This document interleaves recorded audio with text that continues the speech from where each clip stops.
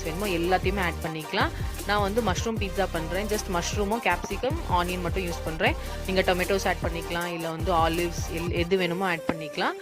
உங்கள் டேஸ்ட்டுக்கு ஏற்றாப்புல ஃப்ளேவருக்கு ஏற்றாப்புல வந்து நான்வெஜ் பீட்சாவும் மாற்றிக்கலாம்.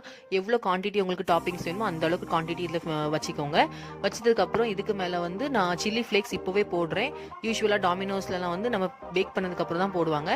இப்போவே போட்டால் அந்த ஃப்ளேவர் நல்லா என்ஹான்ஸ் ஆகும். அதனால் மேலே கொஞ்சோண்டு சில்லி ஃப்ளேக்ஸ், சும்மா காஞ்ச மிளகா வந்து மிக்சரில் லைட்டாக அரைச்சிங்கனாலே போதும். அந்த இந்த சில்லி ஃப்ளேக்ஸ் நீட்டாக வந்துடும். இந்த சில்லி ஃப்ளேக்ஸ் போட்டதுக்கப்புறம் கொஞ்சோண்டு ஆரிகானோ பவுடர் போடுறேன். உங்கள்கிட்ட ஆரிகானோ இல்லைனா நீங்கள் மிக்ஸ்ட் ஹர்ப் யூஸ் பண்ணலாம், இல்லை பீட்சா பவுடர் கூட போட்டுக்கலாம்.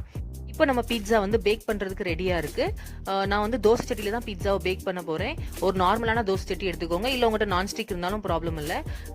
திக்கான தோசை சட்டினா நல்லா ஹீட் கொடுக்கும். அது ஒரு 10 நிமிஷம் ஹீட் பண்ணதுக்கப்புறம் இந்த பீட்சா வந்து அதில் ப்ளேஸ் பண்ணிவிட்டு இதை மூடி போட்டு நல்லா வேக விடுங்க. ஒரு 15 to 20 மினிட்ஸ் லோ ஃப்ளேமில் வச்சு வேக விடுங்க.